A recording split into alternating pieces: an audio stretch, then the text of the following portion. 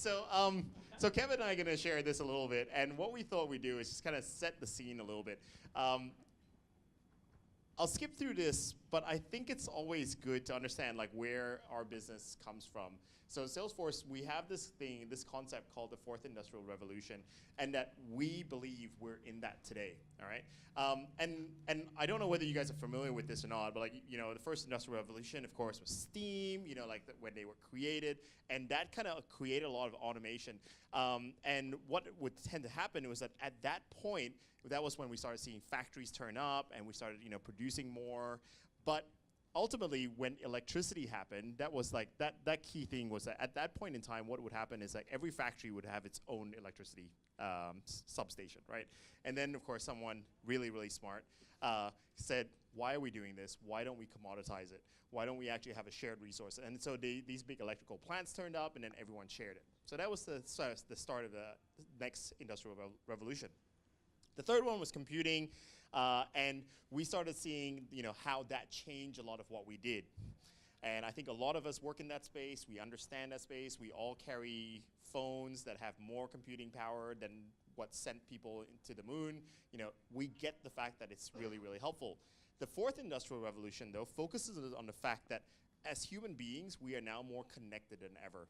And I think we see that through, I think just as we were talking, you know, this concept of like how an 8-year-old girl gets bombarded with all this messaging that traditionally 8-year-olds from, let's say, 20 years ago would never, ever have had. So this connectedness creates an opportunity, but it also creates a problem in this case, like what you were saying earlier. However, we see it as an opportunity, and we see it as something that we should take advantage of it, because it has changed who we are as human beings. We have come up with a certain amount of expectations of what we expectations that have to be met by businesses. And unfortunately, most businesses, most consumers don't care about anybody other than themselves. All right, so I'd like you to play a couple of roles today. So number one, you guys are all, you either own a small business, or you work in a small business, or you're thinking of something. So be a small business leader, absolutely, be that. But also be a consumer, right? Because we all buy stuff. We buy stuff every day. We have expectations when we buy stuff. So wear both hats, because that will help explain a lot what we do. And I think on that as well, it's, keep in mind that that also means a B2B consumer as well. You know, think about obviously, you know, people that are going out and talking to companies about, and businesses in order to try to sell them products and services, very much like yourself. This very much is a B2B mindset as well. You know, the enterprise buyer has greater expectations than ever before, because they're met with such great customer service from in their personal life, but also in their professional life. And so if you're not giving them that in a B2B environment, you're going to lose to the person that is. And to be frank, we see this all the time. I mean, Salesforce ourselves, we're a B2B company. You know, we sell our CRM and our products and services to small businesses, to large businesses. And our sales guys tell us all the time that if the customer experience isn't at an absolutely unparalleled level, well, then someone will go to one of our competitors, similar to what we heard about not too shortly before about, you know, if the expectation isn't met, why would you move forward?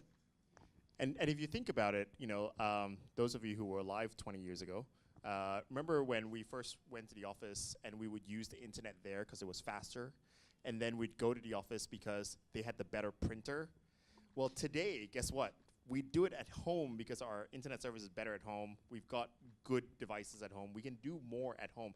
And that's because we have businesses feeding the consumer market. Yeah. And just like you're saying, because the consumer experience is so amazing, we're now back in the office and going like, what the heck is this stuff, right?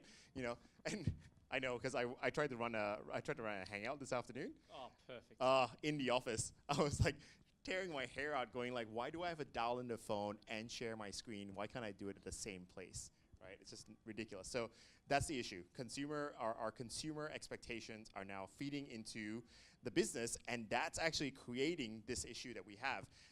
And so most businesses, if you think about it, like, you know, if you try to find and create this concept of the single view of a customer, it's actually really, really difficult, because we have so many dimensions just as consumers. We have our self that's on social, our self that buys things, our self that goes into the shop, our self that at work.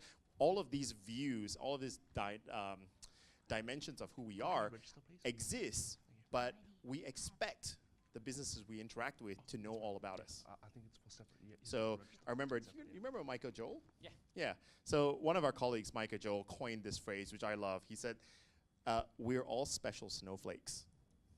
And we like being special snowflakes. We want to be important, right?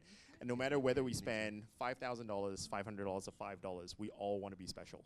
And that's the expectation that we have. And unfortunately, again, put your consumer hat on, we don't care that you're a small business that hasn't had the time to invest in technology or anything like that. We're just going to go, well, you didn't give me a great experience. It wasn't as, so I'm just going to walk, right? So, oh yeah, actually, I want to show you an example of this because maybe we can reset this because that was the opening line.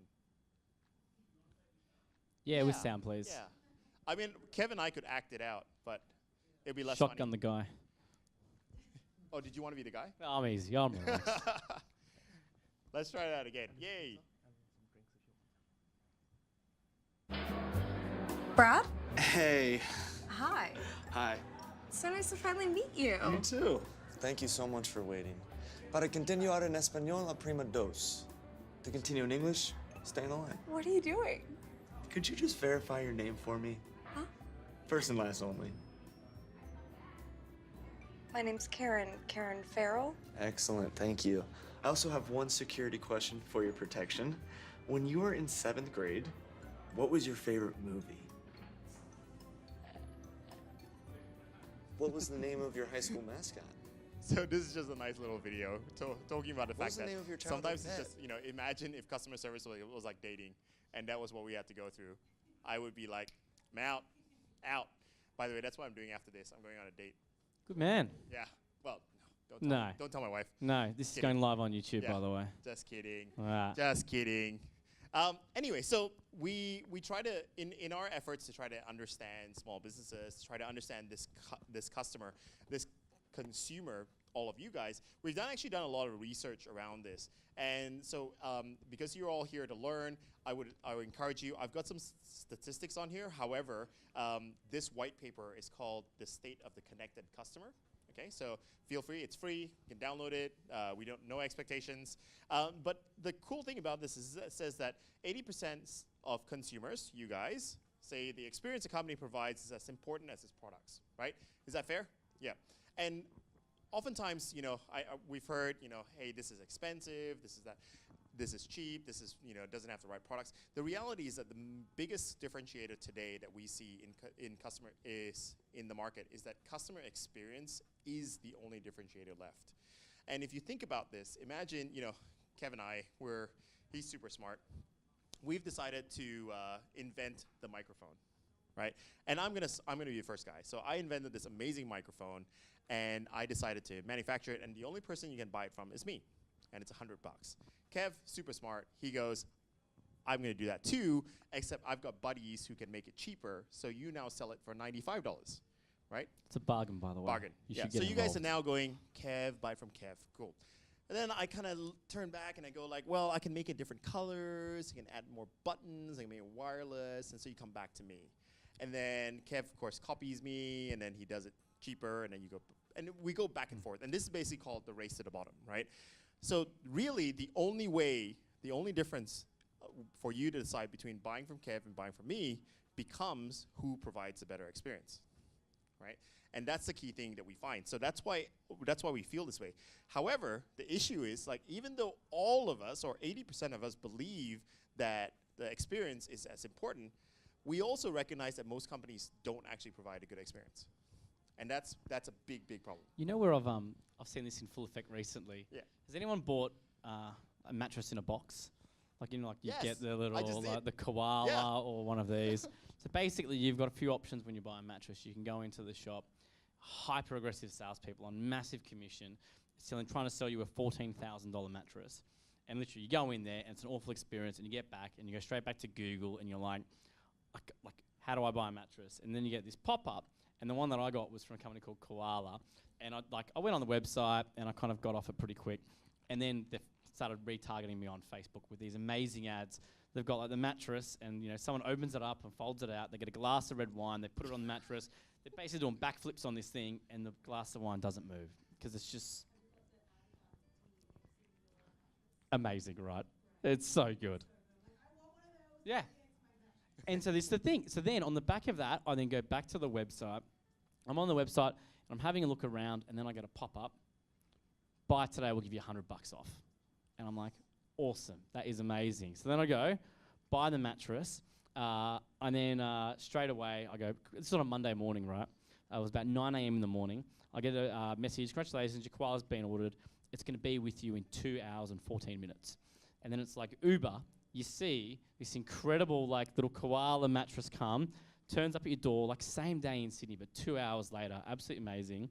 You get the box, you open it up, and the first thing that comes out of the box is a little stuffed koala bear saying, we've donated to Save the Koala Foundation on your behalf. Thanks so much for buying, right? That's awesome. Incredible, right? So anyway, fast forward, I then need a second mattress.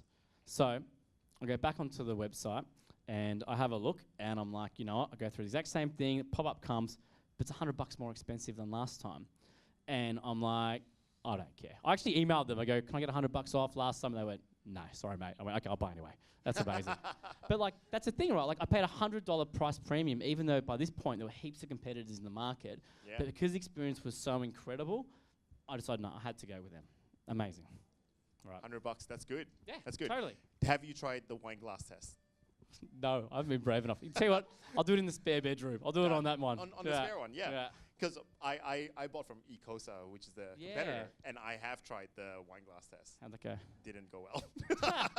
I feel like jumped too close to the wine glass. That's my problem. I felt I jumped too close to the error, wine we glass. call Yeah, that. yeah. Also, I'm probably 15 times the size of the person that actually jumped on there. But anyway, so you know, because of that, the reality is all of us will walk with our wallets, right? Like, you know, well, except because, I mean, you could have walked away, but because you had such a great experience, even though you didn't get the $100, you were like, I'm in. Yeah, because I knew how incredible the service was, Yeah. and I knew that they had a 120-day money-back guarantee. They'll come pick it up. That experience is what drove me to go back to them, even though the price was more. Yeah. If the price was worse, if the price was, if the experience, well, I never would have gone back to them. I would have looked at an Ecosa or a competitor. Yeah. And by the way, Kevin falls into that 67%. They will actually pay more. Yeah. Yeah. By the way, that research, 3% of that 67% will pay double, by the way. So good customer experience no longer is like the bare minimum that says like it's the cost center, we have to do it, it's a necessary evil. It can actually be a revenue generating thing as well. And interesting enough, in the emerging business and the small, medium business space, all the founders that I talk to, particularly when they're selling B2B, particularly when they're selling to corporates, they say if we deliver an incredible experience, they will pay 3-4 times what anyone else would because they know us and their employees raved about us, and the cost and the effort in switching in order to potentially give our employees a terrible experience, it's just nowhere near worth it. So in B2B more than anywhere else, it's really important that that experience is actually what maintains your price premium. So, on the back of, anyone watch Game of Thrones last night? Yes. No? Should I tell you spoilers or no spoilers? I'll go no spoilers. No but spoilers. this is the real battle for the throne in the Seven Kingdoms, and that is between sales and marketing. Like what I did there? Literally, the fight for the throne. I came prepared today. This was literally created this morning just for this. Yeah, absolutely. I'll have to get a bit more high res next time there, jeez. Yeah. But essentially, when we talk to SMBs, the number one thing that they tell us is, I get to a point where I grow and I get 11 people on staff, and it's amazing, and all of a sudden I have a marketing person, and either I'm still taking care of sales or I've got a salesperson who's looking after it, and it is the number one thing that kills growth in any business. And you know, we work with companies, you know, that have gone through that to 50, 100, 500 employees, and they all say the same thing. The number one thing that slowed down growth was the fact that our sales and marketing teams, as they grew, got further and further and further apart, and they started to hate each other. And it's the biggest problem that you'll see, and I'll tell you why. We love you, Anastasia. I know, Anastasia, we love you. I don't talk for our salespeople. I'm sure they love you, of course. So basically, when you think about kind of as you grow your business, you're going to have shared services like IT, finance, HR, but at the same time, and I'll send you these afterwards in a bit more high res, but at the same time, you've got sales who audit about commission-based, sell, and then you've got marketing, and all they're interested in is marketing qualified leads in order to actually fuel the pipeline that you're actually getting. And in terms of really kind of the key issues that they have, well, marketing, okay, you know what, I'm going to do all my SEO, I'm going to do all my content marketing, I'm going to build up all these leads that are coming.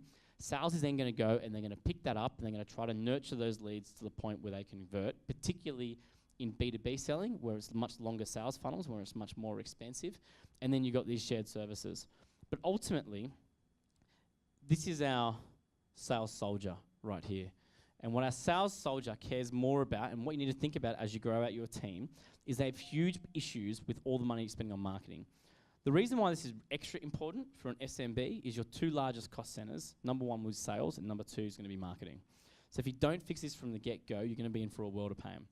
And so the issue that sales guys eventually start to have with the marketing counterparts is, number one, you guys spend all this money driving new business and generating all these leads, but they're in a different system. You send them to me once a week, and by the time I go to call them up, it's too late.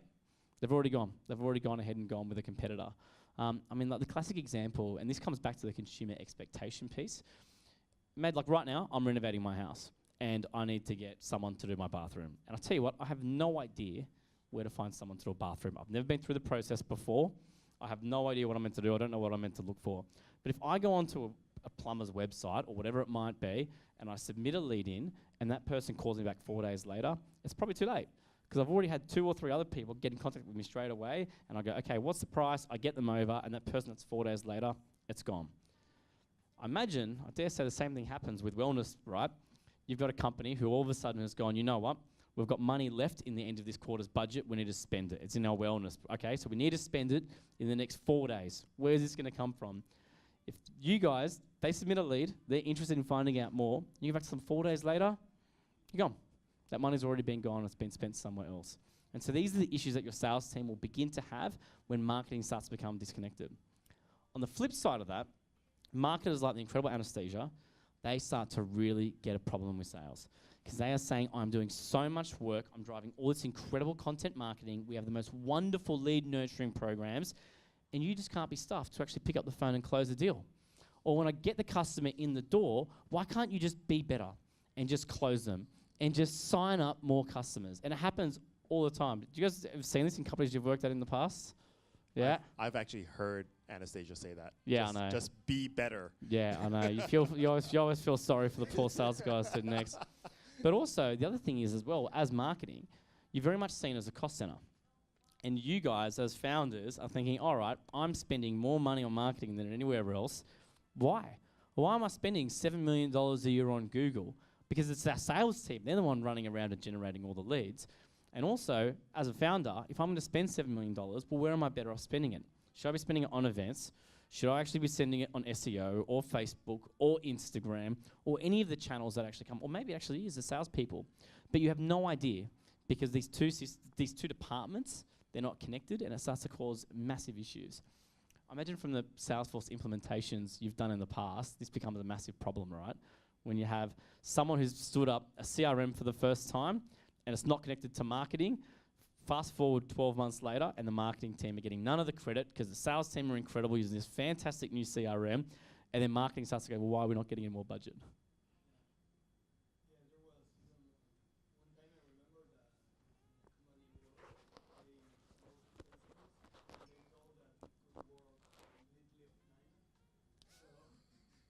Amazing. That's going to be a problem for a SaaS product. Yeah, exactly. The future of the cloud. Yeah. Yeah, exactly. So they're kind of some of the challenges that startups tell us about kind of as they start to grow. And really, the standards that's kind of been set now in terms of what you need to manage when you're dealing with either B2B or B2C companies, they're right here. And one of the things that we found as well is that as these expectations happen, like what Kevin's talking about with delivering, marketing at scale, delivering, the ability to touch a lot of people at the same time, but still personalized because that's what you guys do really well. It sets a standard, and that standard, when it trickles down to going from a scale message to a one-on-one message, that becomes something that we still have to maintain. So that experience has to stay the same. So what we find is that oftentimes when we think about sales and marketing, the third sort of like leg in the stool is service, right? But what we hear is that people will say, no, I'm going to invest in sales and marketing. I'm going to grow my business, and then I'll service people. The issue that we have is that by the time you get to the service part, you've lost half your customers because, they've had an issue. They may not have had a response. They may not have had a great experience from that point of view because they're so used to having a really, really high standard with your marketing team and your sales teams that when they have a question, maybe something as simple as a pre-sale question before they, invest in one of your applications or one of your programs, they might want to know about what kind of options they get, what membership, what access they have. And that one-to-one question goes unanswered. Right? Yeah. So What I see was really interesting here is, so for example, one of the founders of a company that Salesforce acquired, Pardot, the founder's guy was named called Adam Blitzer. Built the company on his own. He's now head of a $3 billion product line at Salesforce. Thousands and thousands of employees reporting into him. And it was really interesting. He was telling me that this actually was the hardest hurdle for him to get over. So when he first started the company, he was everything, right? Just like you guys, his sales, his marketing, his service, and he was able to guarantee that there was a level of quality. And funny enough, until he was up to 45 employees, he was still on every single customer service ticket because he wanted to make sure that when service came in, that he actually had an overview of it and he could make sure that he was guaranteeing the best possible outcome for the customer or even potential customer. Just to hear your thoughts as you've scaled up to 11 people. Have you started to get to a breaking point with this kind of stuff yet, or?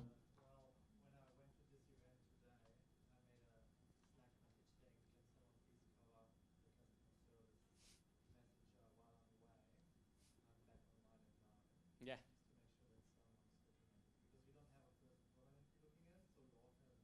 Yep. And then you're back online at 9, and at some point you go to sleep. Yeah.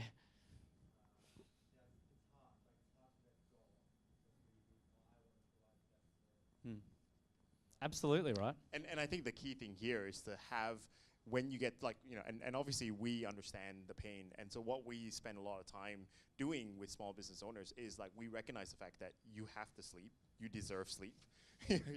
You deserve sleep, sir. So, you need to be able to let go. You need to be able to focus on other things. Are there tools? Is there capability out there that will help your consumers, your customers, to be able to self-service? In fact, this same study that we're talking about here with all the statistics says that 81% of people prefer to self-service anyway, right? So maybe instead of going to you on a message board, they'd rather just go search for an answer, right? So is there capability in your capacity, in your tools, in your tool set that actually allows you to do that? So the reason why we talk about that is because of this. So did you know, on average, you consumers, whether you're in a B2B or B2C, you use on average about 10 channels. And if you think about it, I do this a lot. So I was short about 2 years ago. I was short 5 status credits to get my gold status on Qantas. And so I called up the Qantas hotline and said hey, I'm 5 status credits short. Would you just honor this? And they were like, no. And I was like, Argh. So I sent them an email. I know, right? So I sent them an email, and then I posted it on Facebook, and then I tweeted it. Yeah. And boy, did I get my gold status. Yes, I did. I did get it. Now, the issue with that is great, I'm happy, but that was entirely inconsistent. But also, your grievance then got very public very quickly, right? Totally. It was the tweet that got me. Yeah. It was the tweet that actually made them go across the line and give me the status credit, right? And they just kind of purposely, openly said, oh yeah, of course, thank you, honored guest, blah, blah, blah, that kind of thing. But I was already annoyed when they didn't give it to me when I called them, right? Mm-hmm.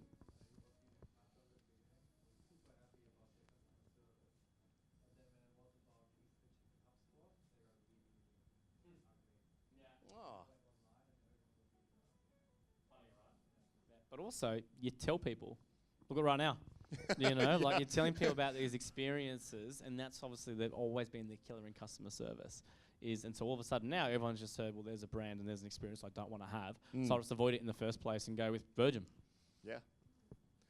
Which I will be next time. Yeah.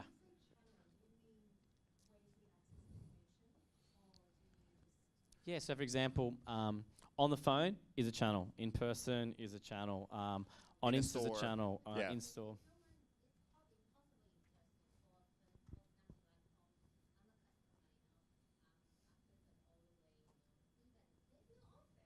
Yeah, They It- are. exactly. And so how do you connect all... Hmm.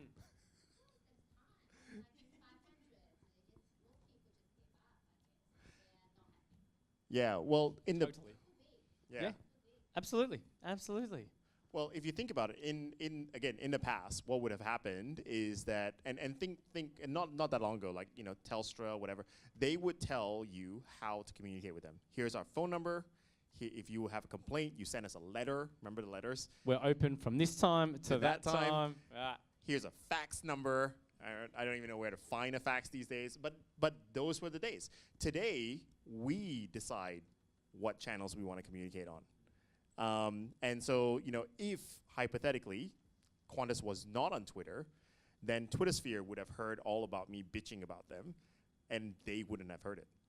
And I think that's a bit of an issue because my, 40 million followers minus 39,599,000, yeah, would have heard it. One last point on this, Yeah. and this is going to be something that's really important as well as you start to scale up, is all of those customer service complaints that are happening, be it on Twitter or email or any of those online channels that you talked about, if they're not connected to your sales team, well, then you're going to be leading yourself in for a problem.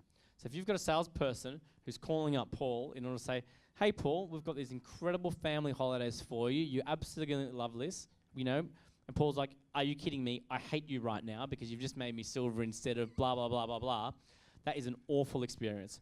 Versus your salesperson saying, Paul, I'm really sorry you had to go through that. And in fact, I know that we ended up honoring it, but I want to do a bit more for you, which is why I'm giving you exclusive access to this incredible holiday that we're going to... In fact, I'm actually going to take a couple of status points as bonus if you go ahead with it. That is an incredible customer experience. But that only happens if all of these channels start to become connected all the way through. And it's the biggest problem that you'll face as you start to scale. When as a founder, you do all of this right now. But as second as you hire one or two more people, this is where things start to break. Yeah, because you're the person, you're the glue. Yeah. You know everything. Yeah. Right. Yeah. Well, this next video is a good example of where a handoff doesn't quite work. So, hopefully this time with sound. Thanks, Tom. So Karen, what do you do when you're not being a pediatrician? Well, I love music, especially hair metal. I love it. And no one ever guesses that about me. Unfortunately, I don't have access to musical knowledge. Can you hold while I transfer you to the right department? This is Randy. He'll be taking it from here. You have a wonderful day. Yeah, I'm Randy. With whom do I have the pleasure of speaking? I'm Karen. Karen, yeah. Before we get started, I'm gonna need to know your mother's maiden name.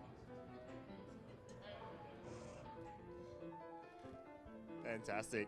Yeah, we have a lot more. But so just to kind of change tacks a little bit, it's not easy. It's not easy to connect it all together. Yes, it would be fantastic if we could. So how do we actually do it, right? And so at Salesforce, what we found is that AI really is the one way to try to bring that together. But how do we make that available for everybody? How do we commoditize that? So AI doesn't have to be this massive black box where going, I'm a small business, I can't afford this. It really should be something that you can get access to. And so what we see is that, a lot of people here today, like we expect that the businesses we interact with know more about us. We expect that the business that we interact with can predict what we're actually interested in. When we did this research paper, by the way, just as a bit of trivia, how many of you have been to Thailand? Yeah, we all have? Yeah. Just this research actually said that in Thailand, more people would trust AI before they trust their relatives and friends. Yeah. It's amazing. Yeah. Not so in Singapore, but that's a different thing. Yeah, but it's incredible. Like I think the trust that we put in terms of predictive capability, technology to understand who we are is beginning to become the norm. And I think as well, For SMBs, it's classic, right? Like I remember 3 years ago, I was in front of a customer, 3-person shop, and I was talking to the 3 founders. I was talking about AI, and it was just like an impossible situation because they're like, Kev, there's us. There's no way we can like get involved in AI. It's like so far out of the question for us. Whereas now, all of this is so commoditized and so ready that you can pick it up today. Like it literally is, we've got companies from just the founder, 1-person companies, and the way that they're actually scaling is with AI. And this is really the big revolution that we're seeing at the moment, is because all of this for the first time actually is accessible, it means that in the hands of us ordinary blow Joes, Joe Blows, we can actually go pick it up and start to run our businesses on it. And it means that we don't have to hire that 2nd or 3rd person necessarily, because we can use AI to scale ourselves even when, for example, we're asleep, or even when we're out of the office, or whatever it might be. I'm going to say some really cool stuff about it in a sec. And as an example, tonight when you go to sleep, we should put someone in place to answer a lot of questions. And I'll show you a little bit of that right after this. So just to kind of finish off before, because I know people tend to like to see things that work and things that move. So we'll actually kind of show you a demo of it, which, I should have actually set it up so that you can be the other person on my phone. Yes. That would have been fun. But we didn't rehearse this or anything. So the reason why AI is important is because of these reasons up here. We all expect this personalized experience, right? I was saying how we all want to be special snowflakes, and this is true throughout the entire process. Specifically for me, and for your business of 11 people, proactive customer service, personalized product recommendations. These are now the things that we are so used to. And if you think about it, why are we used to it? Because we go to Amazon. Because we pick up our phones and Siri just happens to know that when I'm on my way home, that she knows where home is. She knows how long it's going to take me to get there. So all of this personalization has been put into our hands, and now we have this expectation of the businesses we work with. And when the businesses we work with don't have that, that's when we go, this is now tough. As in, Qantas, why did you not know that I've been hitting my goal target for the last 5 years, and this one time that I don't, I shouldn't have to call you, right? Some of the classic ones that SMBs tell me about is particularly around advertising, and they say that, I've got these incredible ads, but they're leading to bad customer service. And we go, okay, why? And so imagine that I'm selling a consumer-based product. I'm selling shoes, right? So I'm selling shoes online, and all of a sudden a customer's gone and they've seen these shoes, and first time they buy it, they look at it, they don't buy it. So I start to retarget them with ads on Instagram or on Facebook or anywhere that they are online, and it's hitting them, and eventually they cave in. They go, these shoes, I've seen them enough times. I'm like the koala mattress, but now I'm keen. I click on it and they buy the shoes, amazing. And has anyone then gotten that next ad, where the ad keeps following you around the internet? Have you all seen this? Yep. And then all of a sudden, that they're now, as a last-ditch effort, going, now 20% off. And you're like, I just paid full price. You are calling me a mug. Like, you are absolutely calling me a mug. I paid full price. It's 20% off now. And you're actually saying, because I'm a loyal customer, I'm disadvantaged. That's ridiculous. I'm now going to call them up, and now I'm online, and they don't know who I am. They're asking my mother's maiden name, and the whole thing blows up, all because of exactly what you've just talked about. Things just not being connected, and AI not knowing, okay, let's just connect those gaps from marketing, from sales, and from customer service, and let's hopefully try to delight this person. Absolutely. Yeah.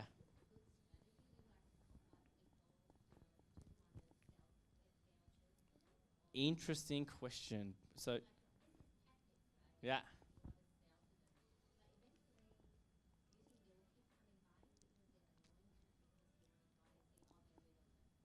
So what's really interesting is eventually the numbers tell the story, right? And so, for example, before I worked in this role at Salesforce, I used to head up advertising technology for us across the region. And this came up all the time. But what you found is there'd be a certain number of times that you would serve up an ad and it would make a payoff. So if I show someone 5 ads, they're 100% more likely to buy. A 6th ad, and they're 20% more likely. A 7th ad, and so you see a point of diminishing returns where it becomes a waste of money. The really interesting thing that, so we've got a product called Salesforce DMP. It's actually been rebranded now to Audience Studio, and it actually tracks that exact question.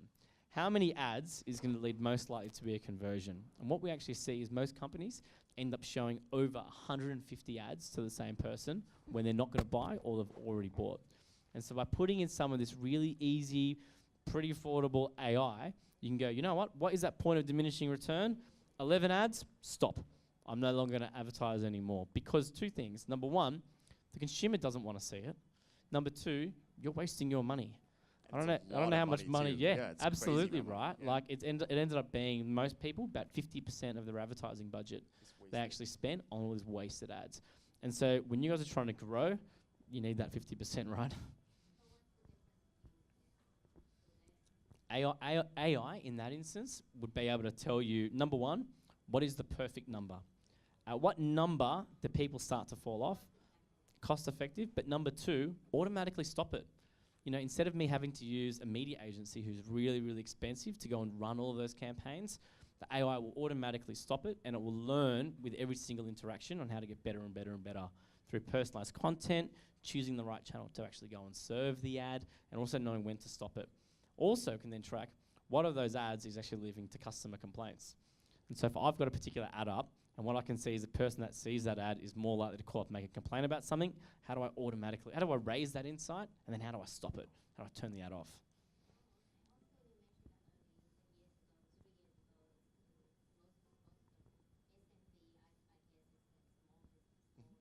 Yep.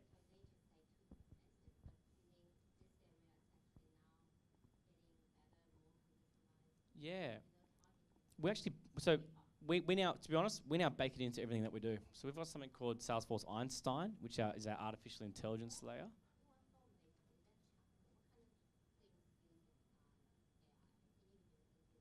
Yeah, a really good example. We're actually going to show you a bunch, but one great example is predictive messaging.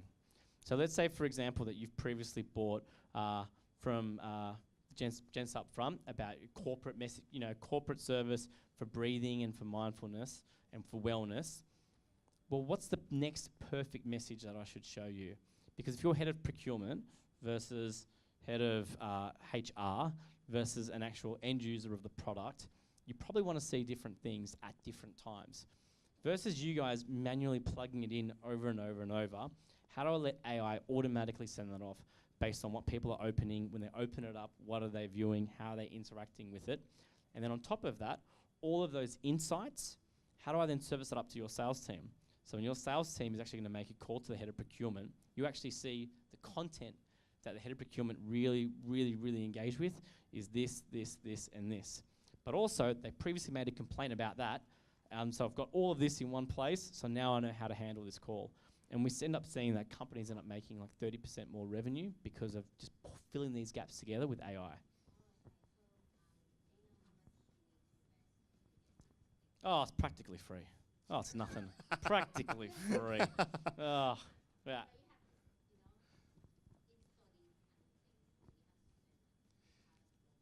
Has to be something, yeah. Yeah, there is. And we can talk to you about your business, we can figure out what that looks like. And I think the key thing is, like, you know, if you're saving 50% of your advertising budget, then I think that's the key thing, right? What value will you get out of it? So I thought I'll just kind of show you guys a little bit of why, you know, what AI looks like in action, but also kind of demystify it a little bit, because oftentimes we go like, it's a black box, it's like, it's Terminator, it's gonna come get us and stuff like that. Yeah, that's right.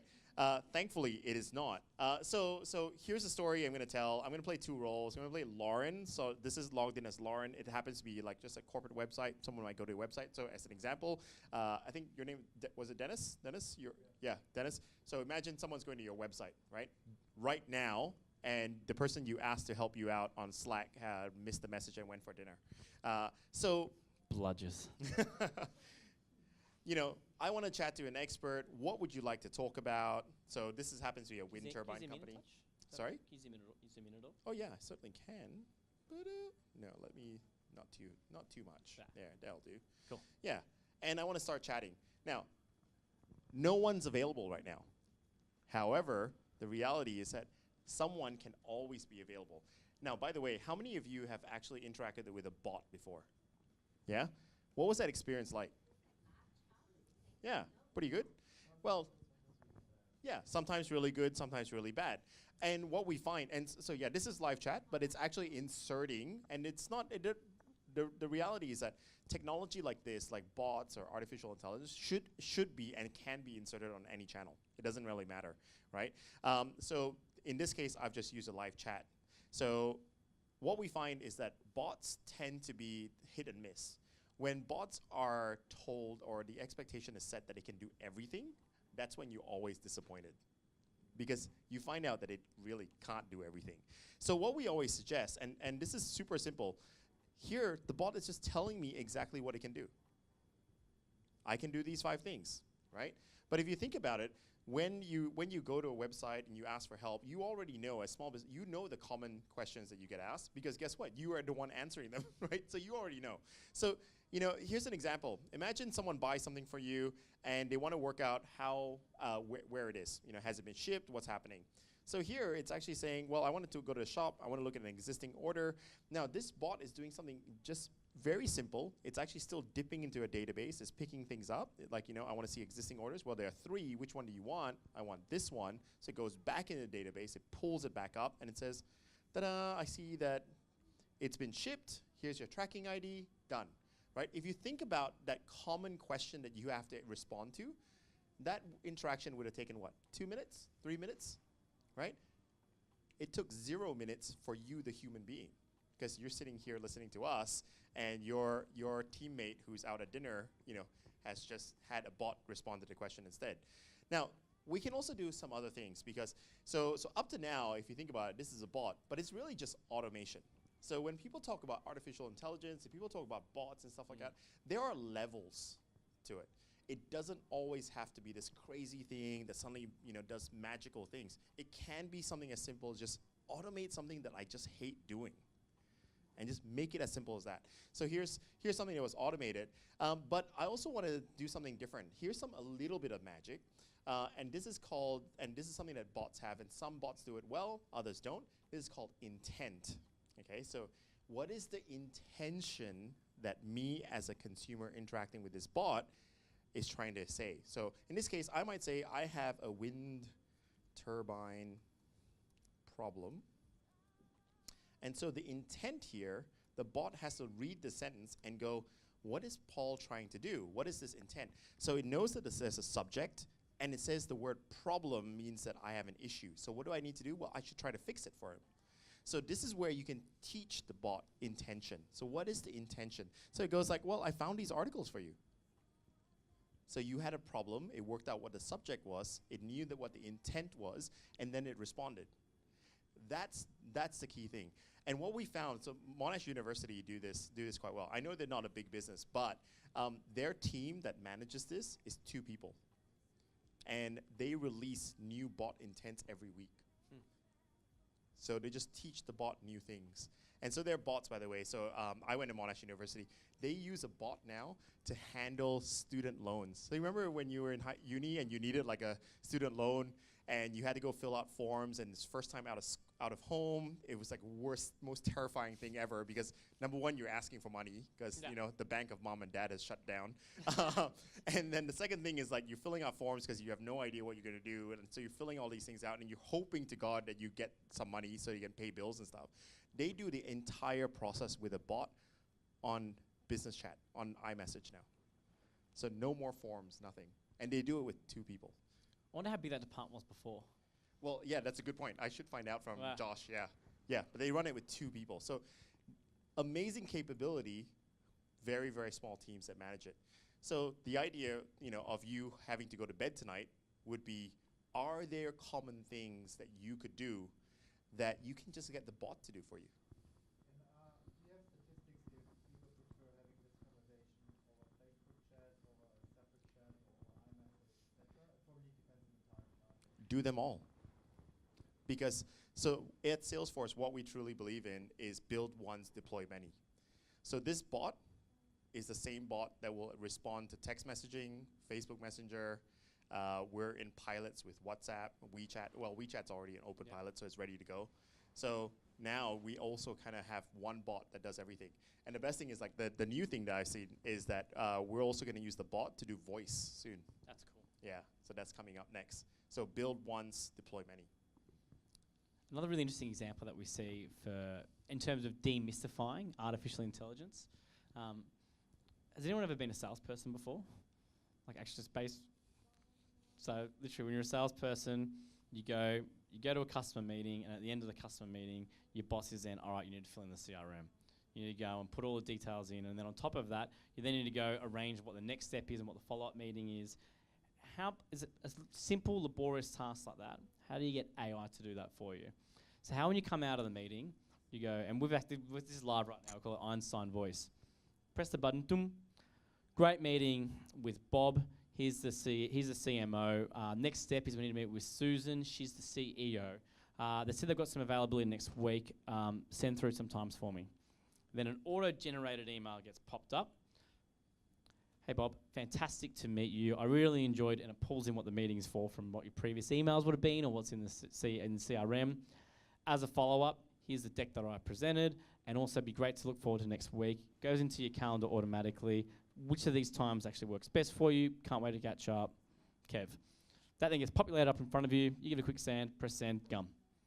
That just saves you that, and then all that then gets put back into the CRM, so that way, you know, as a founder, if you think that salesperson was amazing and you promoted them into a new role and a new salesperson picked it up, they see all the transaction history, they see everything that ever happened. Also vice versa, if they were no good and you may have given them the sack, well then you can also have a full history of every interaction that they ever had, all the way through to the finer detail. But all of that is powered by AI now, just to remove those laborious tasks that happen over and over and over and over. How do you do it at scale, as easy as possible? Yeah. Sure.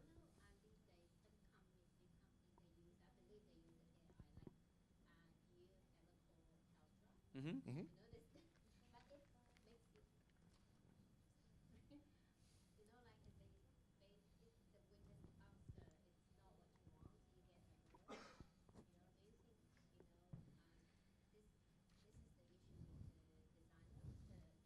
Yeah, I think the reality is that no form of machine can be 100% perfect.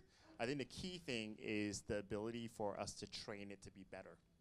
Even better yet, what we're doing is we're letting you guys train the AI. So imagine if that question, that intent, which was wind turbine problem, if the AI came back and said, I don't understand what you're saying, first thing you go is like, I'm annoyed now. This is stupid, right? But imagine if it said, I don't understand what you're saying. I think it's one of these. And one of those options happens to be right. And you go, actually, it's this. Guess what? It's now learned a new skill, right? And that's actually what we're trying to do. We're actually trying to come back and go like, well, I think it's one of these things. Is it one of those? And then it'll still pass you through. But just as importantly, when it can't help you, so one of the things that we found, and correct me if I'm wrong, because you guys are all consumers and business owners, it's okay to have a problem. It's okay to be unhappy, so long as whatever problem you have is resolved as quickly as possible and painlessly. Is that fair? Yeah. It doesn't have to be 100% perfect, but if it's not perfect, fix it quickly, painlessly. And I think that's the key thing. The key thing is like, can we provide you guys with the tools necessary, your people, the tools necessary so that you make that experience as effortless as possible. It's okay that I didn't get given my 5 Qantas points. I'm still clearly bitter about it. Even though you got them. Even though I got them, yep. Yeah, I'm still clearly bitter about it 3 years later. It's okay that you didn't give it to me, but if you kind of responded quickly, I would be okay. I would be okay. Yeah. Any last thoughts? Well, I think kind of summarizing what we've talked through today, I think the most important thing is that incredible customer service is at the heart of everything you do, whether you're B2C or B2B. As founders, you will do it better than anyone else in the world because you really care and you're passionate and you know every single interaction that the prospective customer or customer has with you. But as you grow and all of a sudden you're not at every single touch point, that's where technology can help in order to help combine those gaps. And that gaps could be between, through the customer service process, it could be between sales and marketing having issues. It could be just having a single view of every interaction that you have with a lead or a prospect or a customer in order to make sure that their experience is the best as possible. And to be frank, the better the experience, the more revenue that you're gonna write.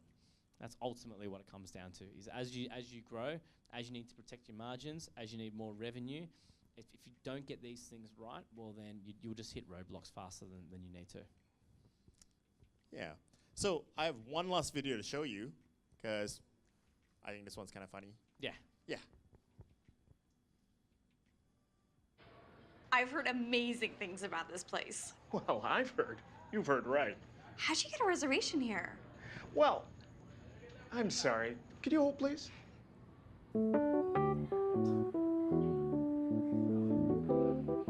Your estimated wait time is 15 minutes. If you'd prefer not to wait, just leave a phone number and a representative will text you as soon as he returns.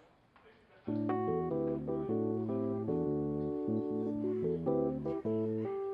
with that, we're done. So thank you so much. Like, we'll hang around for a little bit. So you've got other questions, you know, we'd just love to kind of chat with you. And if you want to know more about Salesforce, we're all here. Cool. Thanks, guys. Thank you, guys. Thanks for coming.